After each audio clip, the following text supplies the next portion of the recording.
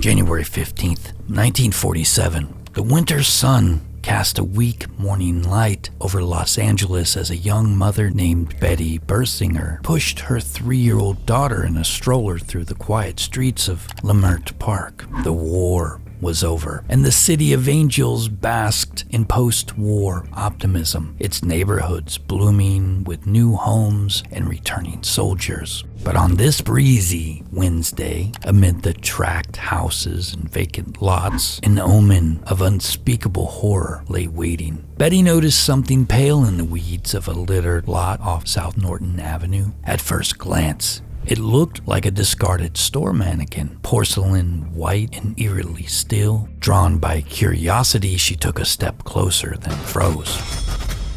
The sight resolved itself into a nightmare, the bloodless, bisected body of a young woman artfully posed in overgrown grass. Betty's scream cut the cool air. She snatched up her child and fled in terror, frantically pounding on a neighbor's door to call the police. Within minutes, 2 LAPD officers arrived at the scene, only to be met by a tableau from a horror film. The nude female body had been severed clean in half at the waist, the two halves positioned just a foot apart. Her arms were raised over her head, elbows bent at right angles, almost in a macabre parody of repose, and her legs were also spread apart in the grass. Worst of all, her face had been savagely slashed from the corners of her mouth to her ears, carving a haunting, gas-low smile into her cheeks. The corpse's skin was bone white and gleaming, not a drop of blood could be seen. It was immediately clear to the officers that this was not a murder site. The body had been drained of its blood and washed clean by the killer, then moved and deliberately posed in this public place. The city's sunny innocence shattered that moment, giving way to a dark legend about to be born. Reporters ever present in 1940s Los Angeles descended upon the scene almost as quickly as the police. Welcome to Timeless Mysteries. Please like and subscribe. In an era when journalists stalked the halls of police stations for tips and raced officers to crime scene, the discovery in Leimert Park was too sensational to resist. A Los Angeles Examiner reporter and photographer were soon trampling the weedy lot, snapping pictures of the mutilated girl and even disturbing evidence. One reporter infamously closed the victim's lifeless eyes before investigators could secure the scene by midday.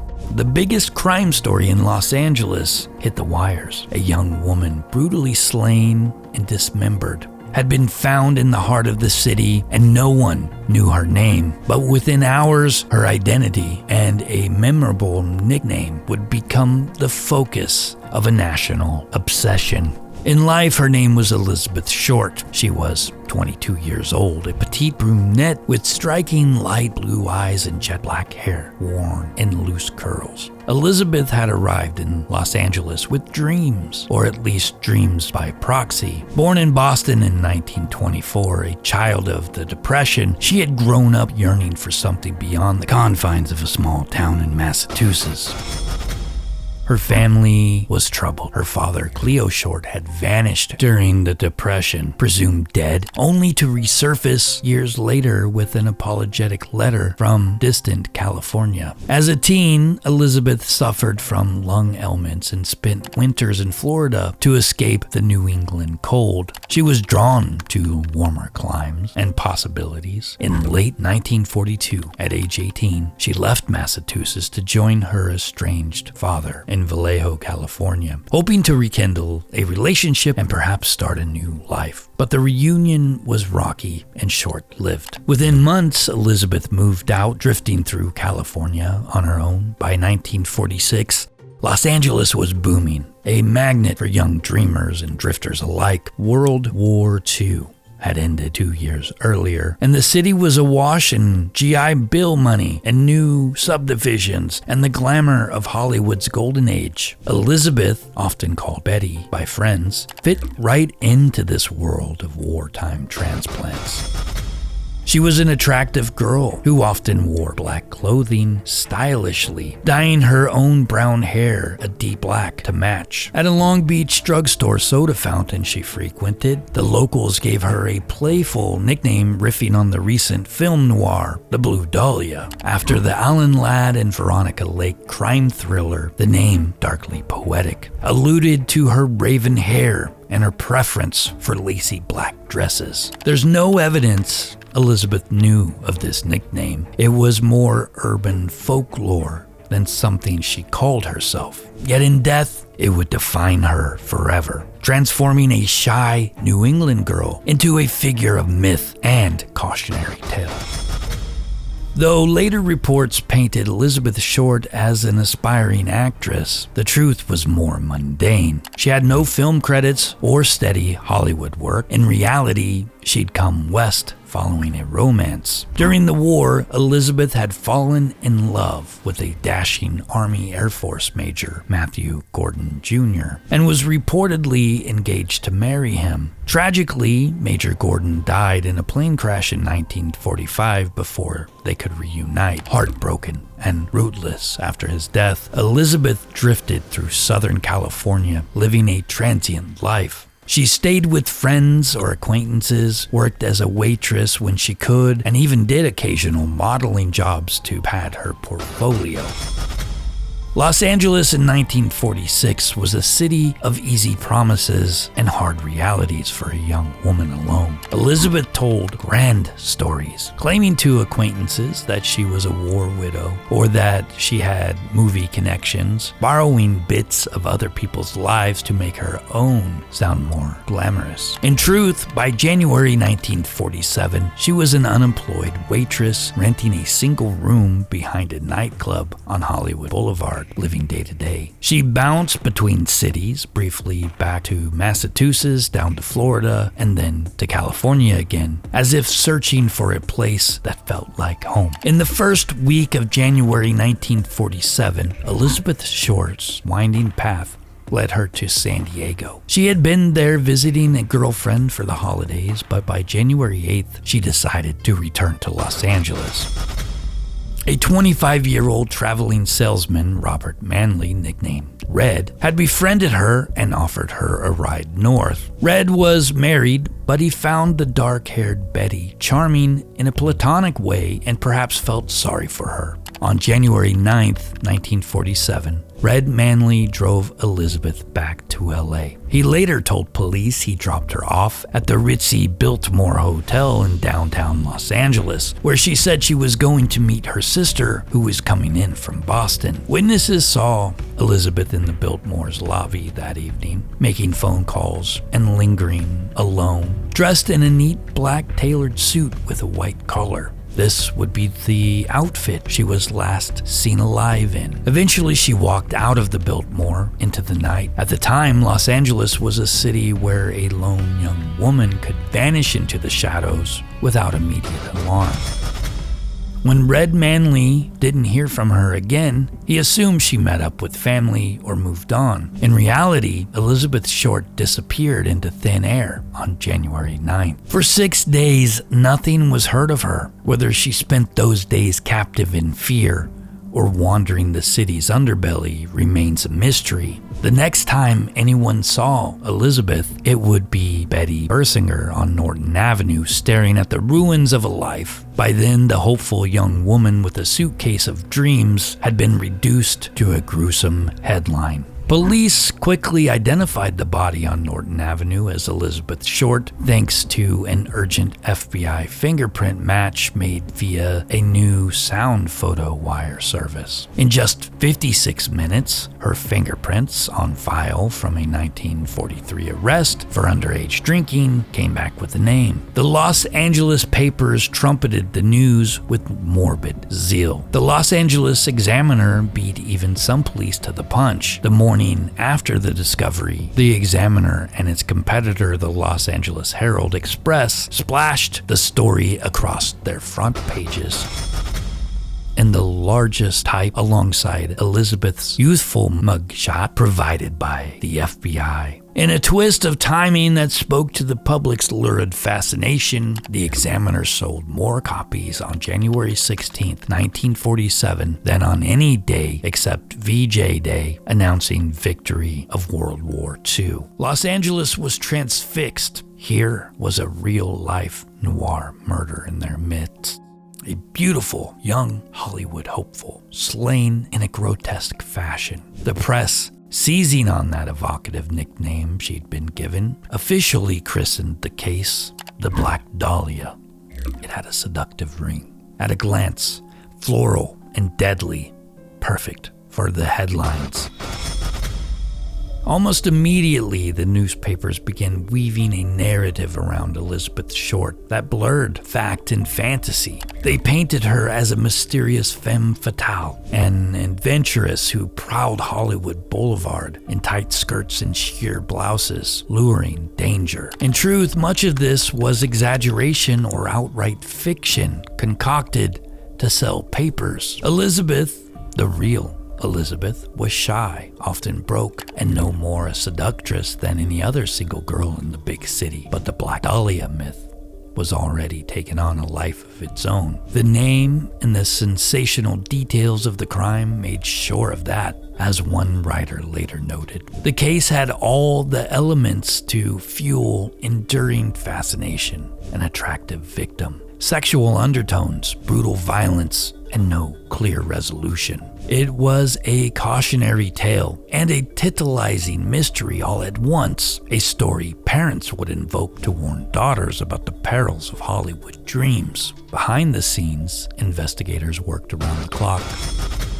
Horrified by what had been done to the young woman, the autopsy on January 16th confirmed the appalling nature of the crime. Elizabeth had been bound and tortured. There were ligature marks on her wrists, ankles, and neck, suggesting she'd been tied up for some time. Chunks of skin and flesh had been sliced from her breasts and her right thigh. Even her uterus had been removed with surgical precision. Yet surprisingly, the cause of death was not dismemberment. The coroner deemed she died from internal bleeding caused by blows to the head, cerebral hemorrhage, and shock. This detail was kept secret by the LAPD, a crucial fact to withhold, so they could weed out the inevitable false confessors. The evidence strongly indicated Elizabeth had been alive for some or much of her missing week. Her body was completely drained of blood and washed, likely post-mortem, but the torture injuries, the restraint marks hinted at a prolonged ordeal. Profilers at the time surmised that whoever did this was no mere opportunist. The killer had anatomical knowledge and a sadistic streak. The clean bisection of her torso was accomplished by a technique called a hemicorporectomy, taught in surgical training schools. The cut is made between a specific lumbar vertebrae. To detectives, this pointed to a perpetrator with medical or butcher experience, someone who knew how to bleed a body and carve it up efficiently. As the horror of the crime set in, the public's fear rose. If such a crime could happen here to this young woman, what nightmare might be next? Los Angeles in the late 1940s had embraced an image of sunshine and progress, but the Black Dahlia's murder exposed a darker truth. This was an era of film noir and hard-boiled fiction, when on-screen detectives chased femme fatales through shadowy streets. Now life was imitating art in the most ghastly way. Some saw in it a symbol of the post-war anxieties, changing gender roles, a city growing more diverse and uncontainable, the inability of the new suburban order to shield people from urban evils. The residents of Leimert Park, where the body was dumped, certainly felt that. Their neighborhood, tidy, predominantly white, upwardly mobile, had been violated by an act of pure evil from out there, the metropolis beyond their safe enclave. The Black Dahlia became a city's dark mirror, reflecting both its glamorous allure and its deepest fears. In the days following the murder, Los Angeles became a carnival of detectives and reporters, fact and rumor. The press took extraordinary and often unethical measures to feed the public's appetite for Black Dahlia news. In one notorious incident, Examiner reporters tracked down Elizabeth's mother, Phoebe Short, in Massachusetts. Eager for personal details on the victims, the reporters lied to the poor woman, telling Phoebe that her daughter had won a beauty contest in Los Angeles. As Phoebe proudly answered their questions about Elizabeth's life, the reporters jotted down every detail. Only after extracting all they could did they bluntly inform her that in fact her daughter had been murdered. It was a cruel trick, but it produced the intimate biographical copy the Examiner wanted. This was the cutthroat world of yellow journalism in the 1940s. Scoop by any means necessary. Every newspaper in town vied to outdo the others with lurid coverage. The Herald Express ran with outrageous headlines and commentary, at one point calling the victim a girl who prowled Hollywood Boulevard, as if to suggest she courted her fate. They dubbed the case the werewolf murder, hinting at the savagery involved. Both local and national papers printed wild speculation that Elizabeth had been tortured for days, but that she had a secret life, that she knew dozens of Hollywood big shots. Overnight, Elizabeth Short went from an unknown, unemployed actress and unemployed waitress to the notorious Black Dahlia, a figure onto whom every fantasy and fear could be projected. The media frenzy not only stoked public terror, it also complicated the investigation. False sightings and tips poured in from attention seekers. Worse, the killer himself seemed to be enjoying the spotlight and began communicating directly with the press, baiting the police. On January 21st, 1947, just a week after the murder, the city's editor of the Examiner, James Richardson, received a taunting phone call. An eerie, calm male voice on the line congratulated the newspaper on its coverage of the case and claimed to be the Black Dahlia's killer. The caller told Richardson to expect some souvenirs of Beth Short in the mail. Sure enough, on January 24th, the Examiner office received a package addressed with cut and pasted lettering, the kind of ransom note typography that makes the blood run cold. Inside, reporters found a collection of Elizabeth's personal belongings, her birth certificate, snapshots of friends, business cards, scraps of paper with contacts, and an address book embossed with the name Mark Hansen on the cover. All items had been carefully wiped down with gasoline, just like Elizabeth's body, to remove fingerprints. The killer was taunting them, but giving nothing away. Along with the items in the handwritten note, here is Dahlia's belongings, letter to follow. This grim package electrified the press and law enforcement alike. Mark Hansen, the name on the address book, was immediately pulled into focus. Hansen was a nightclub owner Elizabeth knew. She had crashed at his house off and on. Was he the killer? Or was someone setting him up by planting his address book? While police followed that lead, more letters arrived. On January 26th, another cut and paste message arrived at the Examiner, this time directly addressed to the police. Here it is. Turning myself in Wednesday, January 29th, 10 a.m. Had my fun with the police. Black Dahlia, Avenger. The writer, presumably the killer, mockingly offered to turn himself in at the specified location. The LAPD, skeptical but desperate, actually staked out the rendezvous spot on January 29th. No one showed. Instead, yet another pasted letter reached the paper that afternoon. Have changed my mind. You would not give me a square deal. Dahlia killing was justified. A self-proclaimed Black Dahlia Avenger was toying with authorities, dangling the possibility of closure, only to snatch it away. These letters and the sadistic cat-and-mouse game they represented only intensified public hysteria. If the killer felt killing Elizabeth was justified, what twisted motive lay behind it? The phrase suggested personal vengeance or righteous anger. Investigators wondered, did the murderer know Elizabeth? The ferocity of the mutilation, especially the slashing of her mouth into that ghastly grin, hinted at a personal rage. Cutting a smile into someone's face is intimate, punitive. Some detectives believe it was intended to silence her or mark her with some cruel joke only the killer understood. Los Angeles buzzed with theories. Was it a spurned lover? A jealous rival? A random psychopath? Everyone had a pet theory, and the media eagerly reported even the most bizarre speculation.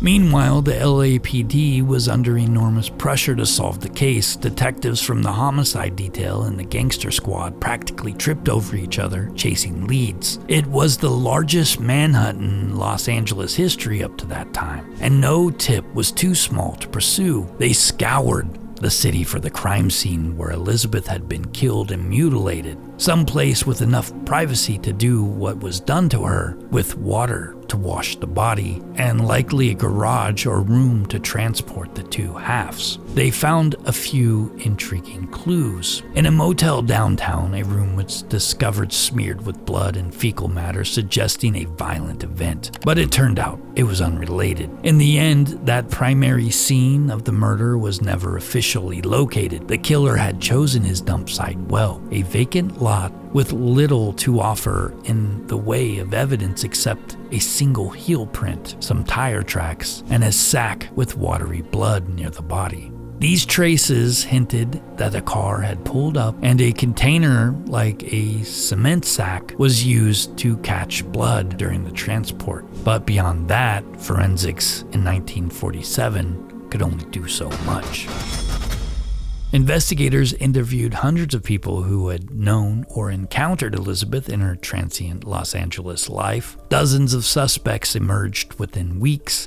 The LAPD, assisting agencies including the FBI, checked out every doctor or medical student with a dark reputation, every surgical supply store customer, every person who had jokingly talked about dissection.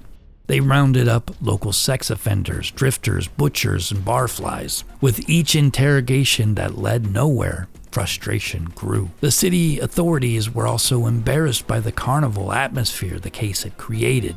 Under the glare of the press, the police force failures were headline news. As the weeks went on without an arrest, the tone of the coverage shifted from lurid excitement to pointed criticism of the LAPD's competence. Then came the confessions, dozens of them. As with any notorious murder, cranks and attention seekers flooded the police with false confession. Men and a few women of all ages turned themselves in or wrote letters claiming to be the Dahlia killer. Some were obviously mentally ill or false. Incredibly, a few confessors hadn't even been born when the murder took place. It would have been darkly comic, if not for the immense waste of police time. Over the years, more than 500 people would claim responsibility for the Black Dahlia murder, none with any credible proof. As one detective later marveled, it's amazing how many people offer up a relative as the killer. Indeed, the case attracted a strange breed of infamy chaser, as if the evil of the crime cast a spell that drew the unhinged and guilt-ridden to confess. Detectives had to sort through these false leads, always on the lookout for the one confession that might be real. One early suspect nearly fit the bill, 27-year-old bellhop named Leslie Dillon. Dillon had written to an LAPD psychiatrist, Dr. J. Paul DeRiver, displaying suspicious knowledge of the crime. He spun theories about the Dahlia and mentioned details that weren't public. Sensing a live one, DeRiver corresponded with Dillon and lured him to California under the pretext of writing a book. In late 1948, police dramatically detained Dillon in a boxing ring in Florida and brought him to LA for questioning. For a moment, it seemed the mystery might be solved. But Dillon wriggled free of the accusations. He had an alibi, placing him in San Francisco when Elizabeth was killed. After days of intense grilling, the DA's office declined to prosecute. Dylan even threatened to sue the city for mistreatment. Years later, some authors like P.O. Eatwell in Black Dahlia, Red Rose would argue that Dylan was part of a conspiracy involving a corrupt cop and a gangster's associate, but at the time, his arrest proved just another dead end. "He didn't do it," said Larry Harnish, a Los Angeles crime historian. "He was in San Francisco. If Eatwell had talked to me for 5 minutes, I would have said that's bull." Harnish, like many, remained unconvinced by later theories pinning the crime neatly on any one suspect. In truth, by the spring of 1947, the trail of the Black Dahlia's killer was growing cold. The grand jury convened to probe the investigation, chided by LAPD for being unorganized and overwhelmed. The public's attention waned as no resolution came. Other stories and scandals soon grabbed headlines. The Black Dahlia case settled into the status of legend, an unsolved crime that haunted LA's collective memory, occasionally rekindled by a new tip or a sensational book, but never put to rest. It became, as many have said, Los Angeles' own Jack the Ripper tale, endlessly debated, never definitively closed, but even as the Dahlia mystery receded, whispers of one particularly lurid suspect began to circulate within law enforcement circles.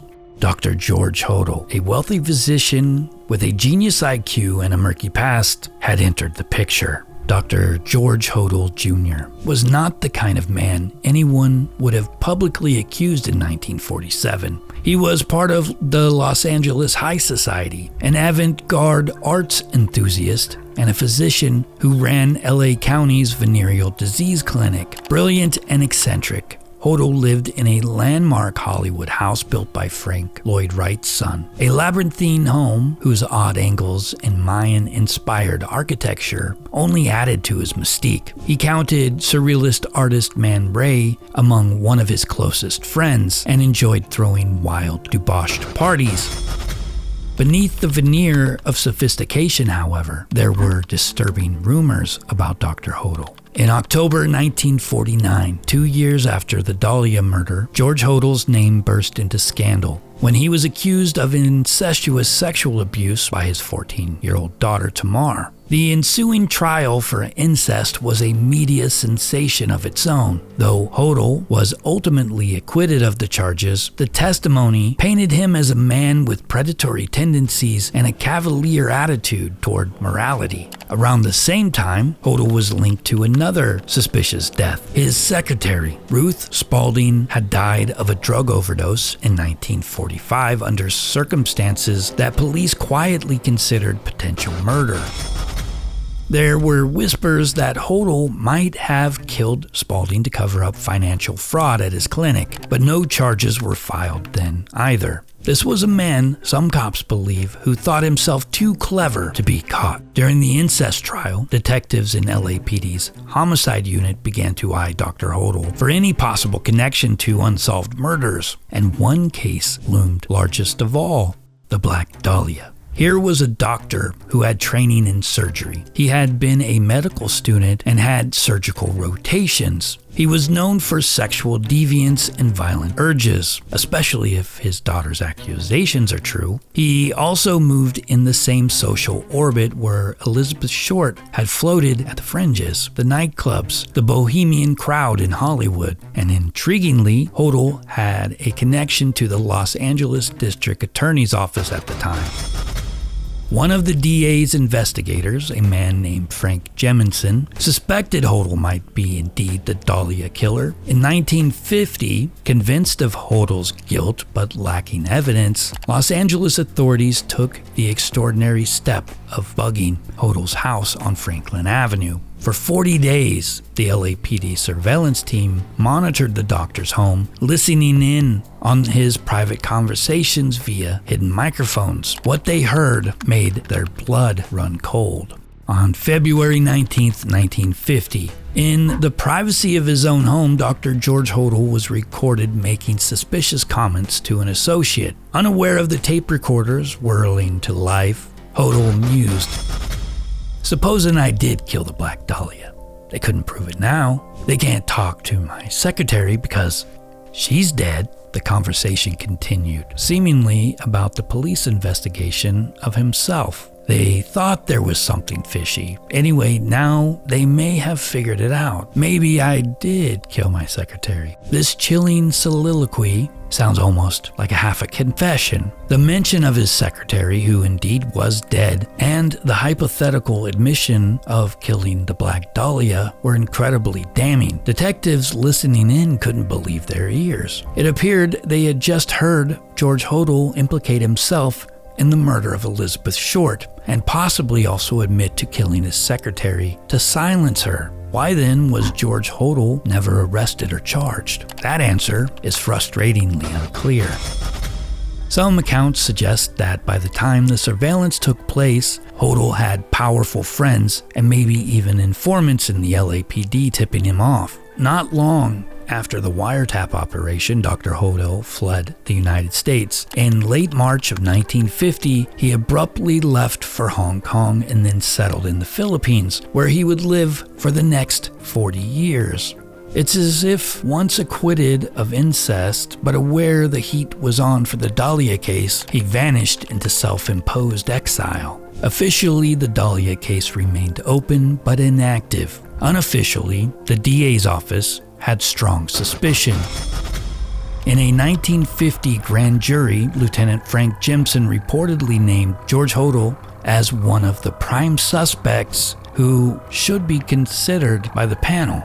But with Hodel out of reach overseas and no physical evidence, the investigation stalled. By 1951, the notorious doctor was simply gone from LA, and the Black Dahlia file was gathering dust. George Hodel became an odd footnote in the secret police logs of this case, a highly likely killer who got away. For decades, the name Hodel was seldom mentioned in connection with the Black Dahlia in public. The case drifted into folklore, with various authors and armchair detectives proposing an ever wilder array of suspects, from celebrity actor Orson Welles to mobsters Bugsy Siegel to a local mortician's assistant. The story of Elizabeth Short was retold and reimagined in novels and films, most famously in a 1987 novel, The Black Dahlia by James Ellroy, who himself was haunted by his mother's unsolved murder. But the real truth remained as murky as ever. It would take a man with a very personal interest in the case to bring George Hodel's name back into the spotlight many years later. That man was Steve Hodel, George's own son. Steve Hodel had grown up in the long shadow of his father's infamy. As a boy in the 1940s, he knew George Hodel as a distant, commanding presence, brilliant but cold. George abandoned the family and left the country when Steve was only 9 years old. Steve followed in his civic footsteps, serving in the LAPD for 23 years, distinguishing himself as a homicide detective. By the late 1990s, Steve was retired from the force and enjoying a quieter life, until fate handed him the role of a lifetime true crime investigator of his own father. In 1999, George Hodel died at the age of 91. Steve traveled to the old family home, the famous Sowden House in Hollywood, to sort through his late father's belongings. What he found there would change everything he thought he knew about his father and the Black Dahlia case. Tucked away among George's effects was a small palm-sized photo album bound in wood. Flipping through its pages, Steve found benign family snapshots. His mother, his brothers, even artsy portraits taken by Man Ray, who had been a family friend. But near the back, 2 photographs caught his eye. They showed a young, dark-haired woman with a wistful gaze, her hair styled in thick curls, her eyes turned down shyly. Steve's heart nearly stopped. The woman in this picture looked strikingly similar to Elizabeth Short. Why would his father have pictures of the Black Dahlia? The possibilities sent Steve Hodel, a seasoned detective, down a rabbit hole of investigation. He began to wonder if all those old whispers and suspicions about his father had merit. Thus, Steve's quest to assemble the truth that he suspected his own father was Elizabeth Short's killer. Steve spent the next several years doggedly compiling evidence on George. He dug up old archives, requested official files via the Freedom of Information Act, and interviewed anyone still alive who might shed some light on 1940s events. What he found astonished him. The secret LAPD and DA files from 1949 and 1950 confirmed that George Hodel had been the prime suspect of the detectives working the case. The wiretap transcripts revealed his father's suspicious words about killing the Black Dahlia and his secretary. Steve also learned of tangible links. For instance, Los Angeles police had noted that Dr. Hodel owned a medical degree and had training as a surgeon matching the profile of the likely killer. Further, Steve discovered that his father had been friends with people like photographer Man Ray and the film director John Huston, who were interested in the darker sides of art and life, fueling speculation that the Dahlia murder had a kind of surreal, performative aspect, the posing of the body, the gruesome smile, that might have appealed to George's artistic sensibilities. Steve even found a record that in January 1947, George Hodel purchased a bag of cement, the same size and brand as the sack found near Elizabeth's body, stained with watery blood. It was a tiny detail, but chilling if true. Had his father literally bought the tools to dispose of the body? By 2003, Steve Hodel had compiled his findings into a bombshell book titled Black Dahlia Avenger, named after the signature on the killer's letters. In it, he laid out a meticulous case against his father, arguing that George Hodel was not only the Black Dahlia murderer, but also a serial killer responsible for other unsolved murders in Los Angeles and even crimes like the lipstick murders in Chicago. The book became a bestseller, gripping the public with its intimate perspective and startling claims. Steve recounted the whole saga, the photographs, the secret police files, the chilling taped conversation. He even included modern forensic analysis. Handwriting experts he'd hired said his father's handwriting matched the Dahlia killer's scrawled notes. A cadaver dog taken to the Hodel house alerted to the scent of human decomposition in the basement, suggesting perhaps that evidence or even the remains of another victim might have been buried there long ago. Piece by piece, Steve tried to prove beyond a reasonable doubt in the court of public opinion that Dr. George Hodel was guilty. The reaction to Steve Hodel's theory was dramatic and divided. True crime aficionados were riveted by the story of a detective unmasking his own father. Many found Steve's evidence compelling. George Hodel had means, medical skills, opportunity. He was in LA and knew people in Elizabeth's circle, and a documented penchant for depravity. The LAPD itself, however, remained officially unconvinced. The Black Dahlia case was still open, but no charges could be brought against the dead man, and some in law enforcement were skeptical of Steve's work. To them, Steve's investigation was a mix of solid research and circumstantial connections that, while intriguing, didn't rise to absolute proof. It's crap. It's fabricated, said Larry Harnish bluntly of Steve Hodel's claims, dismissing the idea that the case had truly been solved. Harnish and others pointed out what they saw as holes. The two Elizabeth photos found in George's album. Several people, including Short's family, have said the woman pictured is not Elizabeth at all, just lookalikes. What about the handwriting match and the damning tape-recorded words? Handwriting analysis is notoriously subjective, and the words that were spoken are suggestive, but they're not a clear confession. One could argue Hodel was sarcastically denying guilt.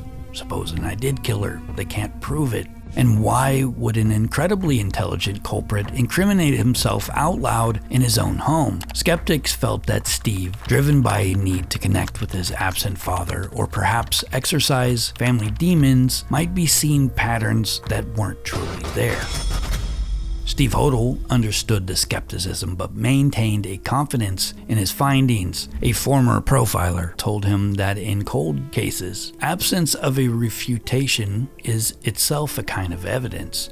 And indeed, no one has definitively proven Steve wrong. To this day, many seasoned investigators concede that George Hodel is a very plausible suspect, even if some of Steve's peripheral claims, linking his father to other famous crimes, are less accepted.